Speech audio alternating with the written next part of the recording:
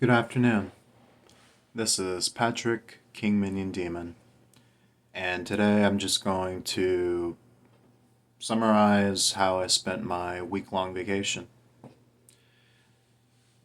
If there's something I should recommend to anyone listening to this video, take a week-long vacation, not just for anyone but yourself.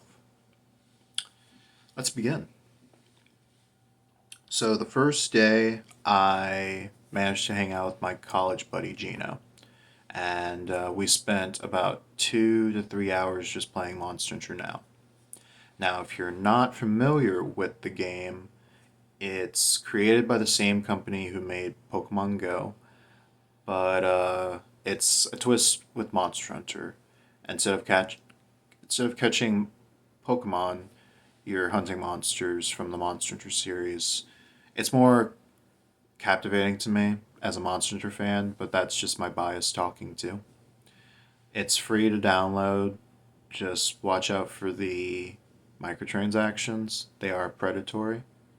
And I've actually done calculations on all the microtransactions. And if you buy all the gems once, quote unquote, you are spending over $200 for each gem set. If you buy them all together, it'll be over $200. It's very fascinating. Luckily, I don't think I'm addicted enough to spend $200 on gems in a video game, but we'll find out. In any case, Sunday, I went to church. And if there's something I love doing every Sunday, and I mean this in a non sarcastic manner, is going to church. And the reason why is it dates back to when my mom would take me and my sister to church all the time. It would be either a Methodist church or it would be some church in our old town that we would live in. And whenever I told our mom that this church in the ferry, like someone told us during Christmas time that Santa Claus is actually a demon and he's trying to kill Jesus Christ. And as a kid, I asked my mom about it, and she just did not take me back to that church ever again. And it's just a funny story to tell people in general. But yeah, uh, during that sermon of church, it was about feeling down and having God in your life. And I thought that was interesting considering the circumstances I've gone through recently. Like, I've lost my mom, and I've excommunicated myself with my dad because he's just beyond. He's the epitome of cancer. Like, there's no communicating with someone like him. And I understand what happened between those two, my mom and dad, to create me. And that's a story in itself for another day. But I'm here. And something my mom really instilled in my mind is not only prayer and God, but critical thought. And critical thought and critical thinking also leads to being analytical, if that's a word. I'm hoping it's a word. Trying to not say big words that, don't make sense.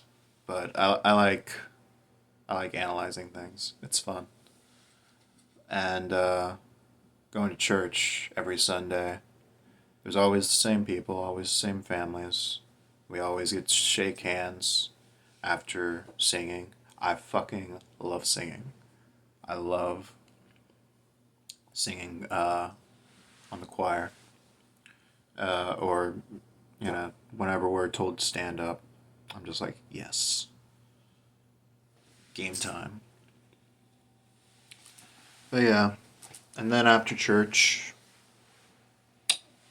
I have traditional lunch with my housemates. Sometimes their children are there, sometimes they aren't. Otherwise, it's always great. It's always awesome. And then I watched 3 movies back to back.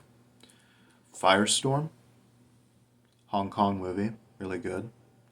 Uh, The Devil's Deal, I think that came out this year. Very good South Korean film.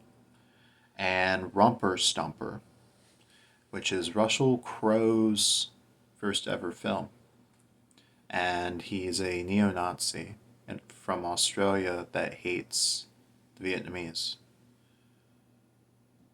It was very eye opening. Very good movie. Monday was my mom's birthday, and my sister and I communicated uh, months ago that, like, during our reconciliation phase, trying to mend ourselves together, that we would spend our time together on our mom's birthday. And she agreed with that. Whenever it was Monday, showed up to her apartment, and she wasn't there, so I just waited on the couch, passed out, probably slept for like an hour or two. I'm not sure, but once she showed up, we we hugged. We then talked, caught up. It was just nice. It was peaceful. Once we got hungry, we went to this milkshake place that she kept mentioning to me about, and the milkshakes are in this mason jar.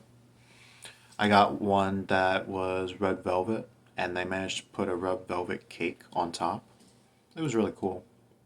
Like, I'll definitely go back there with a friend or two.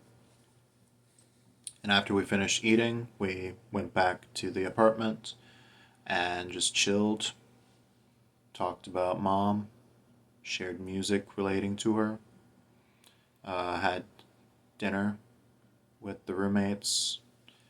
Her main roommate made burgers and fries. It was really good. Then I drove home and passed out because I was so tired. Very emotionally tired, but I couldn't show her that.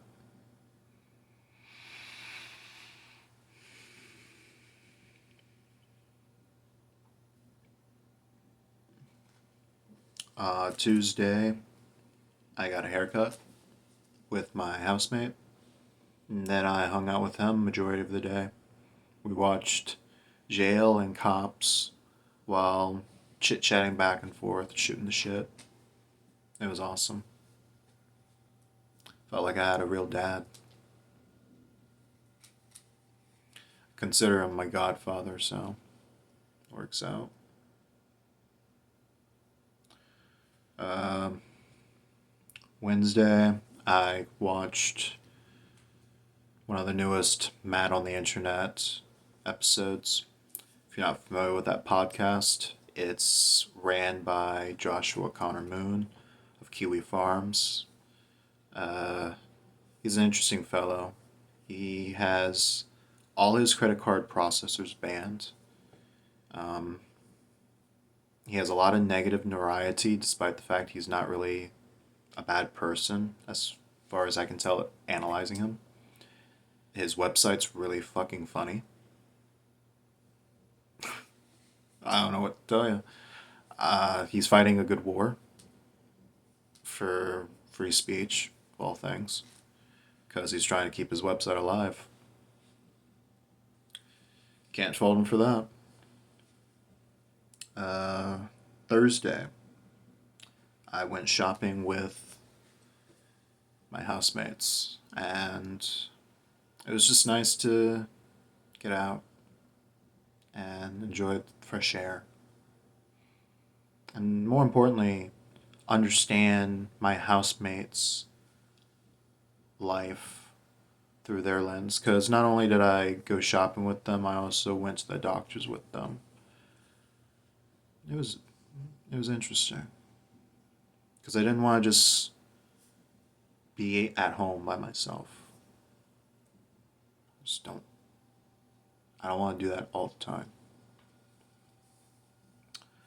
Uh,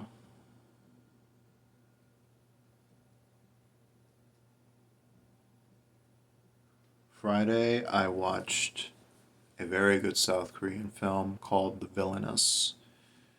The main character is trained as an assassin in this organization, and she ends up wanting to just really just have a normal life, get married, have a kid, have a husband. Her husband ends up being the man that trained her to be an assassin. He unfortunately gets injured in a mission, and she goes rampage mode. And throughout the story, she's trying to get back to having a marriage life and being there for her daughter while also balancing her assassin lifestyle. It's very cool. And it's the ending,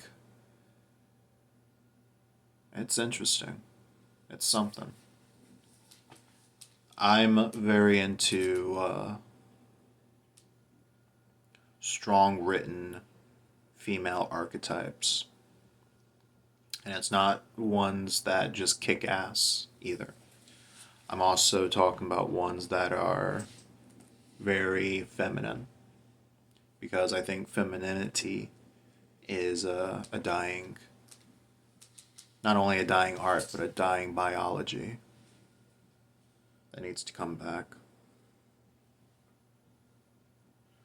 Um, Saturday, I managed to hang out with my friend Jeremy and catch up with him and our mutual con buddy, Matt. It was fun just playing music games. Like, that was a gigantic highlight. I love that. I, I, I didn't leave till like 1 a.m. Didn't get home till 2 a.m. Wow. What a day that was. It was awesome. Uh, Sunday, went to church. It was a good sermon. Uh, Afterwards, had the usual lunch with housemates. I noticed that there was a The Boys spinoff called Gen V, so I marathoned that, and ugh, like the propaganda is just there. Like, there's a lot of shit that will unsettle a lot of people. And then I caught up with my aunt, tell her all the highlights of my vacation. I played a bunch of video games because I deserve it. And then on the final day, I restarted my sleep schedule by waking up around noon, and then played DDR. Actually wrote down the time, 1:15 p.m. to 2:17. Then I had lunch. Then I played DDR again for another hour or two. Then I went to the gym around 5. Yeah, no, 6. Because as soon as I was done with my extra hour and a half DDR, I caught up with my housemate and we just shoot the shit. It was so cool. And then after finishing the gym, I'm like, okay, I'm gonna just play video games till I'm tired. And lo and behold, I was playing Cult of the Lamb for maybe 6 hours. I lost count. But that's a fun game. That's it's way worth your time, even if it has satanic undertones. I don't care. Gameplay's good. Plus, there's nothing better than killing bosses and sacrificing dissenters. Reminds me of a certain government. But yeah, and then on Halloween I dressed up as my minion Sona. I don't call it King Minion, I call it Boss Minion, because I'm dressed like a boss. Dressed like class. But I was really, really happy to be back at work. I'm happy to just get the cycle flowing again. And get my goals and purposes done in due time. Hopefully it doesn't take 2 decades to get my goals and purposes done. But we'll find out. Happy Halloween.